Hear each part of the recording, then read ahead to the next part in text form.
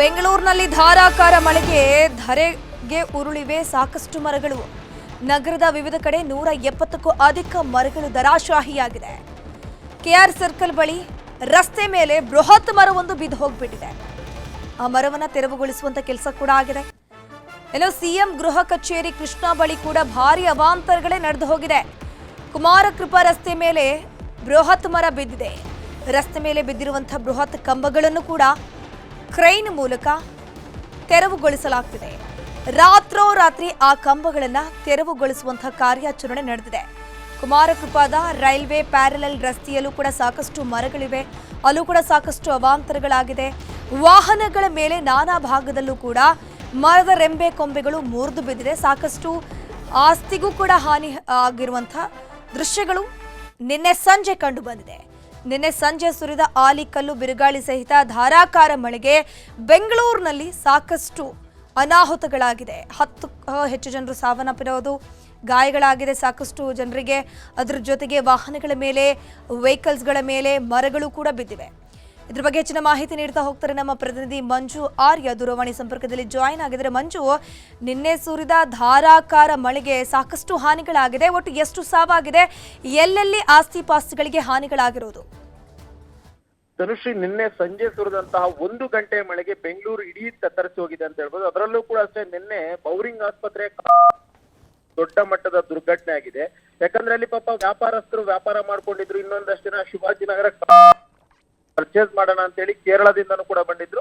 ಇನ್ನೊಂದಷ್ಟು ಜನ ಮಳೆ ಬೀಳ್ತಿದೆಯಲ್ಲ ಅಂತ ಹೇಳ್ಬಿಟ್ಟು ಅಲ್ಲಿ ಶೆಲ್ಟರ್ ಇರೋಣ ಅಂತ ಹೇಳಿ ಹೋದಂತವ್ರು ಕೂಡ ಅಷ್ಟೇ. ಒಟ್ಟು 7 ಜನರು ಸಾವನ್ನಪ್ಪಿದ್ರೆ, 7 ಜನ ಗಂಭೀರವಾಗಿ ಗಾಯಗೊಂಡಿದ್ರೆ. ಅವರು ಕೂಡ ಅಷ್ಟೇ ಬೌರಿಂಗ್ ಆಸ್ಪತ್ರೆ ಈಗಾಗಲೇ ಚಿಕಿತ್ಸೆಯನ್ನ ಪಡ್ಕೊಳ್ತಾ ಇದ್ರೆ. ಈಗಾಗಲೇ ಪೊಲೀಸರು ಕೂಡ ಅಷ್ಟೇ ಪ್ರಾಥಮಿಕವಾಗಿ ಪರಿಶೀಲನೆ ಮಾಡಿದ್ರೆ. ಕಮಿಷನರ್ ಹೋಗಿದ್ರು, ಜೊತೆಗೆ ಡಿಜಿನೂ ಕೂಡ ಅಷ್ಟೇ ಭೇಟಿ ಕೊಟ್ಟಿದ್ರು. ತದನಂತರ ಸಿಎಂ ಹೋಗಿದ್ರು. ಎಲ್ಲರೂ ಕೂಡ ಅಷ್ಟೇ ಪರಿಶೀಲನೆ ಮಾಡಿದಂತ ವೇಳೆಯಲ್ಲಿ ಒಂದು ಗೊತ್ತಾಗಿದೆ ಏನಂತಂದ್ರೆ, ಅವೈಜ್ಞಾನಿಕವಾದಂತಹ ಕಾಮಗಾರಿಯಿಂದಾಗಿ ಈ ಒಂದು ದುರ್ಘಟನೆ ಆಗಿದೆ ಅನ್ನುವಂಥದ್ದು. ಯಾಕಂದ್ರೆ ಅಲ್ಲಿ ಒಂದು ಟೆನಿಸ್ ಕೋರ್ಟ್ ಮಾಡ್ತಿದ್ರು. ಟೆನಿಸ್ ಕೋರ್ಟ್ ಮಾಡೋಕೆ ಅಂತ ಹೇಳಿ ಮಣ್ಣು ಅಗದಿದ್ದಂತಹ ಮಣ್ಣನ್ನ ಅಟ್ಲೀಸ್ಟ್ ಮುಚ್ಚುವಂತ ಒಂದು ಕೆಲಸವನ್ನು ಕೂಡ ಯಾರೊಬ್ರು ಕೂಡ ಮಾಡಿರ್ಲಿಲ್ಲ. ಇದಾದಂತ ಬಳಿಕ ಆ ಒಂದು ನೀರು ಸರಾಗವಾಗಿ ಅಲ್ಲೇ ನಿಂತ್ಕೊಳ್ತಾನೆ ಇತ್ತು. ಆ ಒಂದು ಗೋಡೆ ಸಂಪೂರ್ಣವಾಗಿ ಶಿಥಿಲಾವಸ್ಥೆಗೆ ತಲುಪ್ತಾನೆ ಇತ್ತು.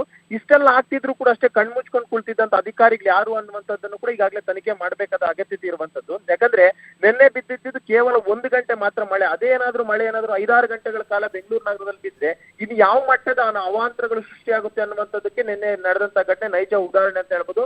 ಯಾಕಂದ್ರೆ ನಿನ್ನೆ 6 ವರ್ಷದ ಮಗು ಕೂಡ ಅಷ್ಟೇ ಆ ಒಂದು ಇನ್ಸಿಡೆಂಟ್ ಸಾವನ್ನಪ್ಪಿದ್ದಾರೆ. ಜೊತೆ ಕೇರಳ ಮೂಲದ ಇಬ್ಬರು ಸ್ಮಿತಾ ಮತ್ತು ಲತಾ ಅನ್ನುವಂತ ಇಬ್ರು ಕೂಡ ಅಷ್ಟೇ ಬೆಂಗಳೂರಿಗೆ ಶಾಪಿಂಗ್ಗೆ ಅಂತಾನೆ ಬಂದಿದ್ದು.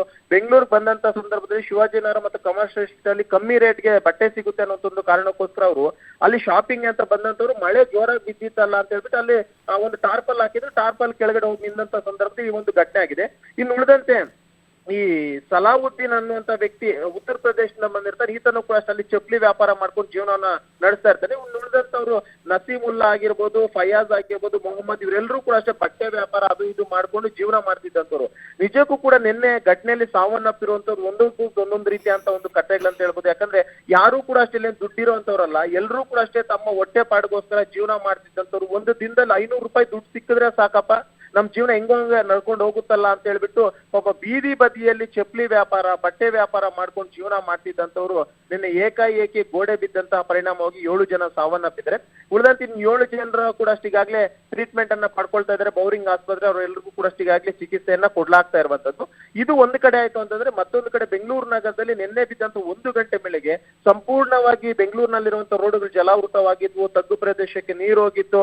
ಅದರಲ್ಲೂ ಕೂಡ ಅಷ್ಟೇ ಮರಗಳಂತೂ ಸುಮಾರು 170 ಕಡೆಗಳಲ್ಲಿ ಮರಗಳು ಬಿದ್ದಿದೆ ಅಂತಂದ್ರೆ ಜಿಬಿ ಅವ್ರು ಅದ್ ಏನ್ ಮಾಡ್ತಿದಾರೆ ಅಂತಾನು ಕೂಡ ಗೊತ್ತಾಗೋದಿಲ್ಲ. ಯಾಕಂದ್ರೆ ಜಿಬಿ ಅವ್ರು ಅಟ್ಲೀಸ್ಟ್ ಇನ್ನೇನು ಬಿಸಿಲು ಕಾಲದಲ್ಲಿ ಮಳೆಗಾಲ ಹತ್ರ ಬರ್ತಿದೆ ಅನ್ನೋ ಸಂದರ್ಭದಲ್ಲಿ ಯಾವ್ದಾದ್ರು ಹಳೆ ಮರಗಳಿದ್ಯಾ, ಒಂದ್ ವೇಳೆ ಏನಾದ್ರೂ ಗಾಳಿ ಆಗಿರ್ಬೋದು, ಯಾವ ಮರಗಳು ಬೀಳ್ಬೋದು, ಯಾವ ಕೊಂಬೆಗಳನ್ನ ಕಟಾವ್ ಮಾಡ್ಬೇಕು, ಅದನ್ನೆಲ್ಲವನ್ನು ಕೂಡ ಅಷ್ಟೇ ಇವರು ಬಿಸಿಲು ಕಾಲದಲ್ಲೇ ಮಾಡ್ಬೇಕಾಗಿರುತ್ತೆ. ಏಕಾಏಕಿ ಮಳೆ ಆರಂಭದಲ್ಲಿ ಇವ್ರು ಮಾಡಕ್ ಹೋಯ್ತು ಅಂತಂದ್ರೆ ಯಾವುದೇ ಕಾರಣಕ್ಕಾಗೋದಿಲ್ಲ. ಕೇವಲ 1 ಗಂಟೆ ಮಳೆಗೆ ಇಷ್ಟೊಂದು ದೊಡ್ಡ ಮಟ್ಟದ ಅವಾಂತರ ಸೃಷ್ಟಿಯಾಗಿತ್ತು ಅಂದ್ರೆ ಇನ್ನು ಮಳೆಗಾಲ ಬಂದಂತ ಸಂದರ್ಭದಲ್ಲಿ ಬೆಂಗಳೂರು ಯಾವ ರೀತಿಯಾದ ಇರುತ್ತೆ ಅನ್ನೋದಕ್ಕೆ ಎಲ್ಲರೂ ಕೂಡ ಊಹೆ ಮಾಡ್ಕೊಳ್ಬೇಕಾಗಿರುತ್ತೆ. ಇನ್ನಾದ್ರೂ ಕೂಡ ಅಷ್ಟೇ ಅಧಿಕಾರಿಗಳು ಎಚ್ಚೆತ್ಕೊಳ್ತಾರ. ಬೆಂಗಳೂರಿನಲ್ಲಿ ಯಾವ ಹಳೆ ಮರಗಳಿದ್ದಾವೆ ಅದನ್ನ ಗುರುತು ಮಾಡ್ಕೊಂಡು ಅದನ್ನ ಅಟ್ಲೀಸ್ಟ್ ಕಟಾವ್ ಮಾಡುವಂತ ಕೆಲಸ ಆಗಿರ್ಬೋದು, ಅಥವಾ ಕೊಂಬೆಗಳು ಯಾವ್ದಾದ್ರು ವಾಲಿದ್ರೆ ಅಟ್ಲೀಸ್ಟ್ ಅದನ್ನ ಕಟಾವ್ ಮಾಡುವಂತ ಒಂದು ಕೆಲಸಗಳು ಮಾಡ್ಬೋದು. ಯಾಕಂದ್ರೆ ಬೆಂಗಳೂರಿನಲ್ಲಿ ನಿನ್ನೆ ನಡೆದಂತ ಘಟನೆ ಎಲ್ಲಾ ರಾಜಕಾರಣಿಗಳಿಗಾಗಿರ್ಬೋದು, ಅಧಿಕಾರಿಗಳಿಗಾಗಿರ್ಬೋದು ಆಗಿರ್ಬೋದು ಒಂದ್ ರೀತಿಯಂತ ಪಾಠ ಅಂತಾನೆ ಹೇಳ್ಬೋದು ಅದು. ಯಾಕಂದ್ರೆ ಇನ್ನಾದ್ರೂ ಕೂಡ ಅಷ್ಟು ಎಚ್ಚೆತ್ಕೊಂಡಿಲ್ಲ ಅಂತಂದ್ರೆ ಬಹುತೇಕ ಮುಂದಿನ ದಿನಗಳಲ್ಲಿ ದೊಡ್ಡ ಮಟ್ಟದ ಅನಾಹುತಗಳಿಗೆ ಬೆಂಗಳೂರು ಸಾಕ್ಷಿ ಆಗುವಂತೆ ಅನ್ನೋಂಥದ್ರಲ್ಲಿ ಎರಡು ಮಾತಿರೋದಿಲ್ಲ ಧನುಶ್ರೀ. ಥ್ಯಾಂಕ್ ಯು ಮಂಜುನಾಥ್ ತಮ್ಮೆಲ್ಲ ಮಾಹಿತಿಗಾಗಿ.